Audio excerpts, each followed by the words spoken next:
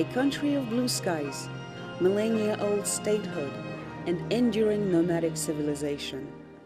Known as the cradle land of the great Genghis Khan, Mongolia today is a young but vibrant democracy and an economy of tremendous potentials. Mongolia's population is close to 3 million people, residing on a vast territory of 1.5 million square kilometers. Its landscape is impressive, with picturesque mountains and deep rivers and lakes in the west, endless flat steppes in the east, and the Golden Gobi Desert in the south. It is a country of pristine nature, free people, and prosperous future.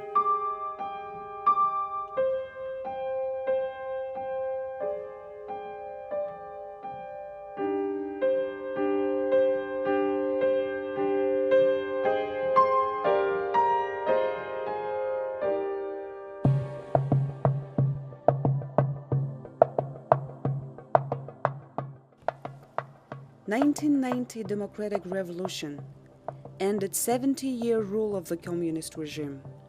Early 90s were the years of fundamental transformation of the Mongolian society, its politics and economy.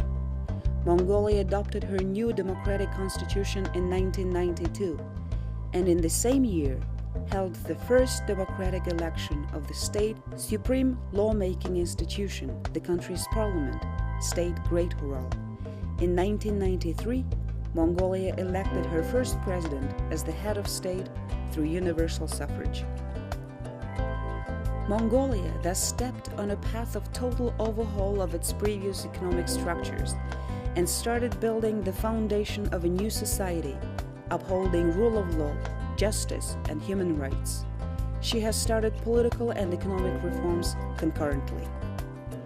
She adopted open and liberal economic policies, which made Mongolia into a promising market economy, with the private sector producing 80% of the gross domestic produce.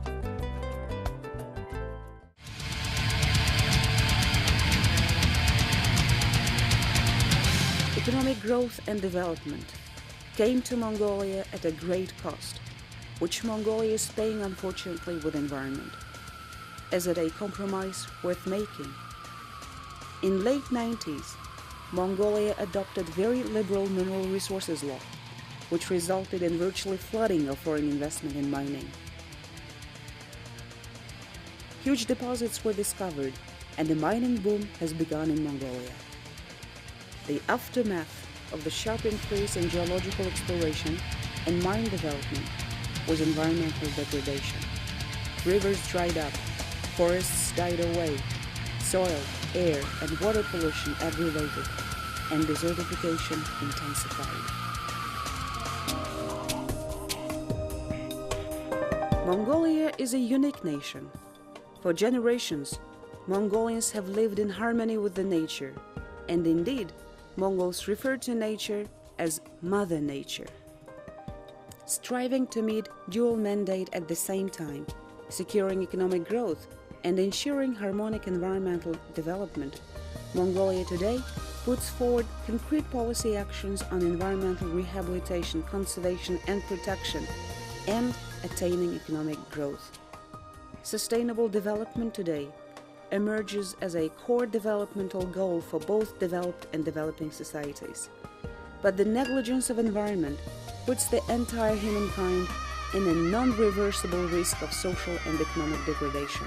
Therefore, the Mongolian state policies aim at reducing Mongolia's economic and ecological vulnerabilities, and solutions are found in ourselves, in the wealth Mongolia was bestowed with from nature.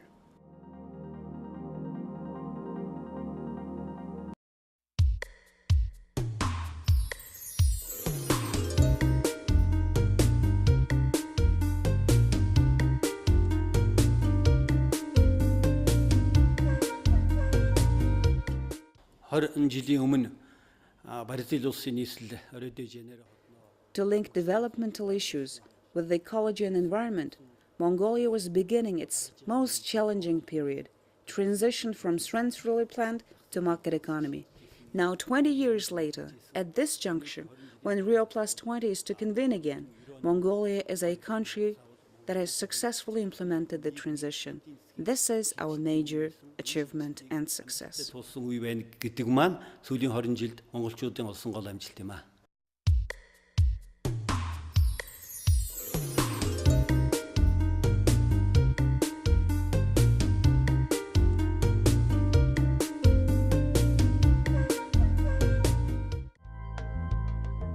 With a view to fulfill her environmental mission and duties, Mongolia has adopted a number of policy documents, such as the Sustainable Development Program of Mongolia for the 21st century in 1998, Millennium Development Goals-based Comprehensive National Development Policy in 2008.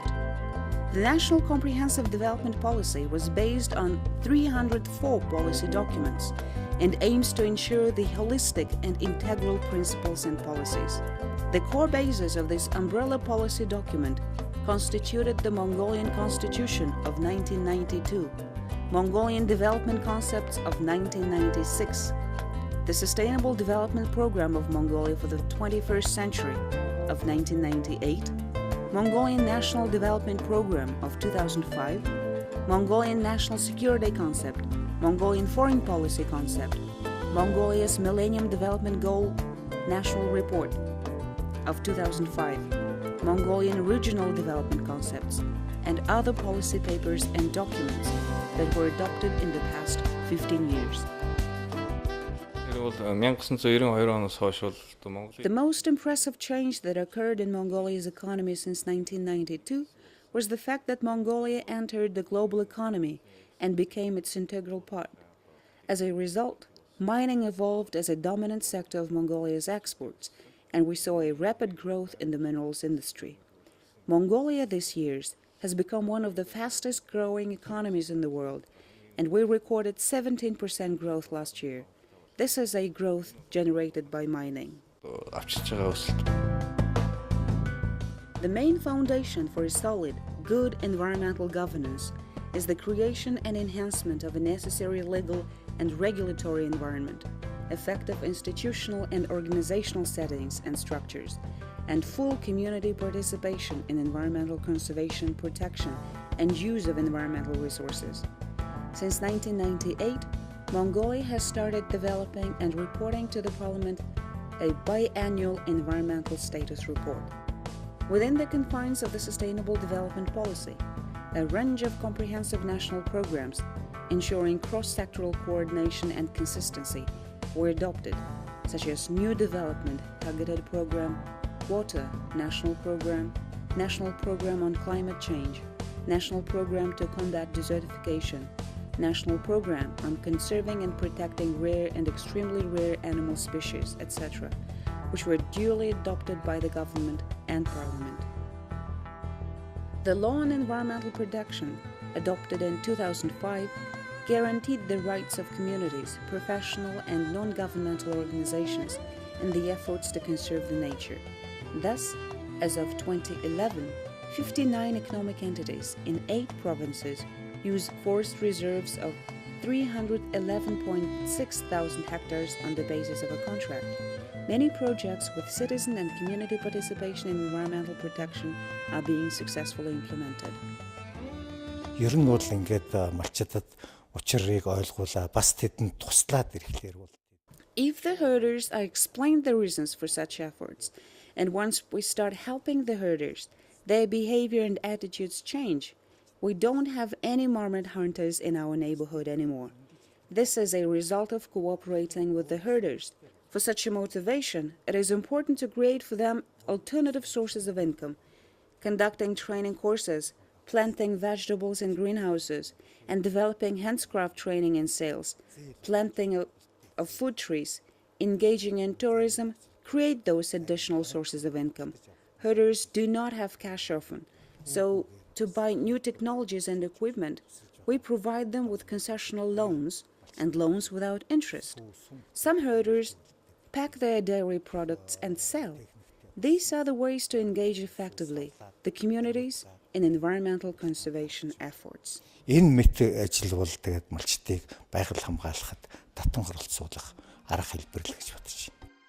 The law on air pollution has been revised and a new law on payment for pollution has been adopted, with a Clean Air Fund established. To enhance the appreciation of the value of the natural resources, amendments were made to the law on hunting and the law on natural plants and payments for the use of natural plants. The assessments such as the ecological and economic assessment of wildlife, ecological and economic assessment of water, and the ecological and economic assessment of some natural plants were renewed. За хөдөө аж ахуйн чиглэлээр бол бид өхөн мэдж байгаа. Ер нь үнэхээр We have made tangible progress in our agriculture in recent years. Especially noteworthy was the progress in farming. Although the nature was not very favorable, we were able to grow our livestock herd as well. Today we own over 40 million heads of livestock, and that is translated into the growth of income of herders. A herder family image has greatly changed from it was 15 to 16 years ago. At least there aren't any herder households which live with candlelights. This is a major achievement in our implementation of the Sustainable Development Program. I think this is an exemplary case or role model for many countries of the world. Тиймээс хөдөө аж ахуйн салбарт бол бидний олсон амжилт бас мөн олон оронд үлгэр жишээ болох байх гэж бодож байна. In 1991, I acquired my private herd of livestock, and I became a herder.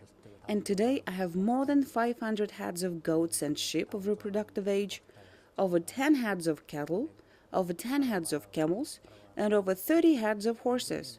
My life is improving. As the economic growth picks up and mining development intensifies in the recent years, the agriculture sector development tends to lag behind the development. As of 2010, livestock breeding accounted for 80.2% of the total agricultural produce. At the national level, by the end of 2011, the livestock population census established that Mongolia has 36,336,000 heads of livestock. In the first 2 years of the third crops campaign, our team of farmers became the best farmers of the country. In 2009, our yield per hectare was 2.4 thousand kilograms, and this year we reaffirmed this record. This is a fruit of sound policies and proves that we have great opportunities. Between 2008 to 2010, the Mongolian government implemented a national program, the Third National Crop Campaign, which aimed at ensuring domestic needs with homegrown wheat flour, potatoes, and vegetables. In 2008, Mongolia supplied for 27.6% of domestic needs for flour, 43.7% of domestic needs for potato and vegetables, whereas in 2011, Mongolia supplied 100% for her milk, crops, potato needs, and 62% of her needs for vegetables with domestic produce. The real sectors of the economy, such as mining, agriculture, energy, must adopt green mindset, and we need to lay the economic foundation to that. Within these confines, Mongolia is presenting her report at RIO+20. Green economy should be the global principle of sustainable development. Монголын биш дэлхийн нийтээрээ баримтлах доктортой хөгжлийн бодлогын үндэс гэж үзэж байгааг бас хэлэх зүйтэй байна. To meet the growing demand for electricity and heat, to ensure reliable source of energy, as well as improve coal combustion and reduce harmful gas emissions, Darkhan, Eritnit, and Choibalsan thermal power stations underwent complete technological and technical overhaul. Also, with the view to reduce air pollution in the capital city and protect human health, a compound to produce 210,000 tons of semi-coaked pressed briquettes was established. More work needs to be done to reduce adverse environmental effects by introducing deep processing of coal.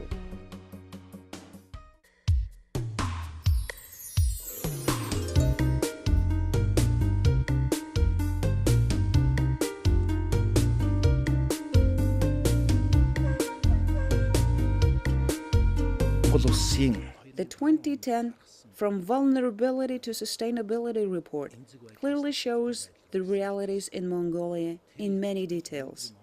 Yet this reality looks alarming. If the development of the Mongolian economy and its various sectors follow this brown economy development pattern, our ecology and environmental would simply collapse. This is proven by many factors. But one of the clearest manifestations of this is the indicator of poverty. Although the Mongolian economy is growing, by the population census of 2010, 39.2% of the total population were poor and of below $70 monthly income. By this very indicator, 32.2% of the urban population and 47.8% of the rural population are poor.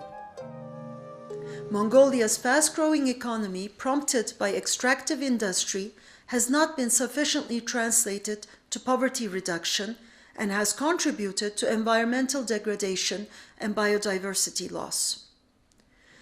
Mongolia is extremely vulnerable to climate change.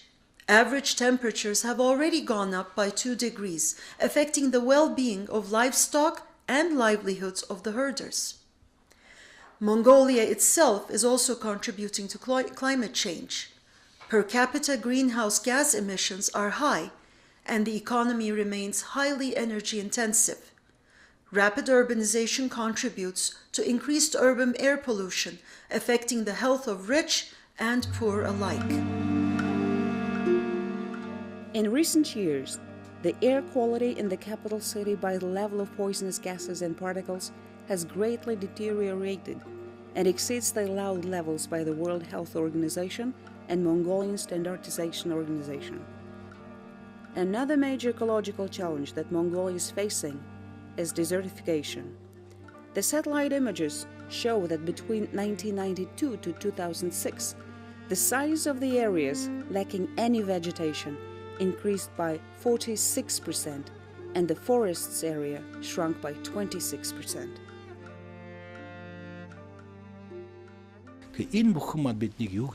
What does all of this tell us, the political parties and decision makers, is that we have to urgently change our development concept. In other words, within 2012-2013, we must adopt a development program to shift from brown economy to the green and to establish the institutions of sustainable development.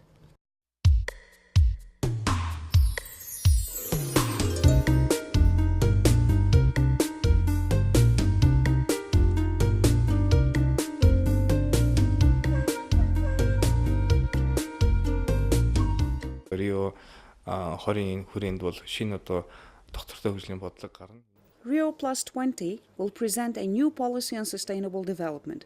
Following this, the entire humankind shall shift to a new era of energy and resource conservation and saving. All will be relevant here: water, land, air, soil. We will stop the disordered treatment of the nature and will start appreciating the value of the natural resources.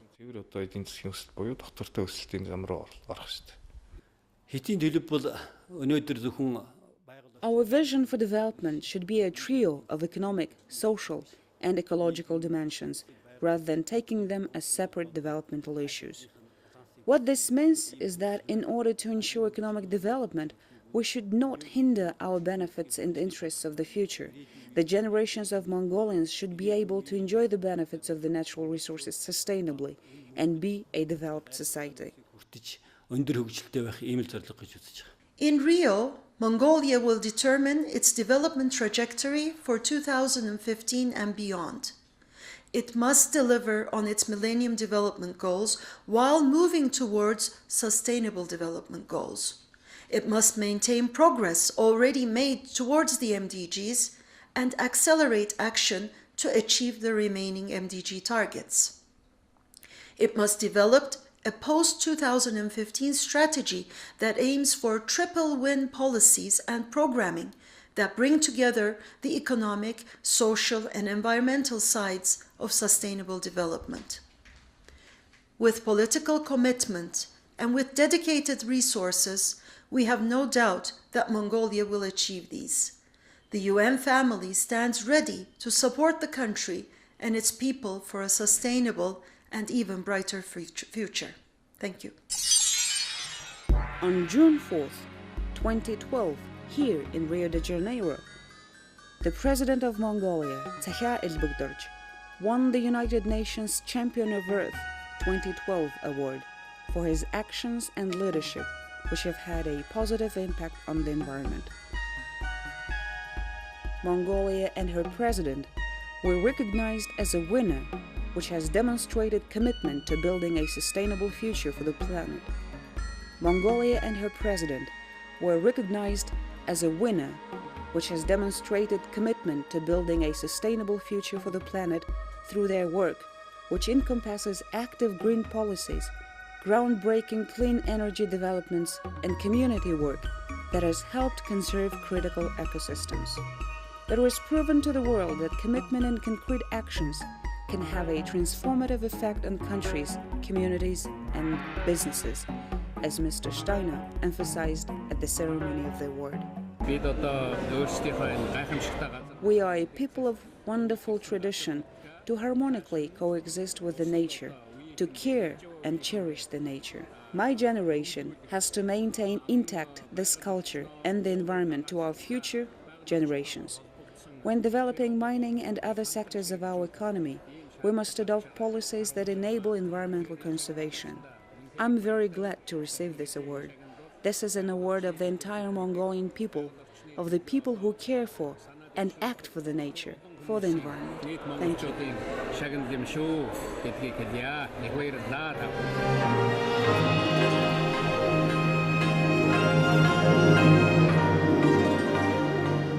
Mongolia is a beautiful country. It's a country of a beautiful future. Nothing can hinder our development and prosperity. Although Mongolia is a landlocked country, the minds and spirits of the Mongolian people cannot be blocked with anything. The world will home Mongolia eternally, a Mongolia which is responsible, which is prosperous, and which is sustainable.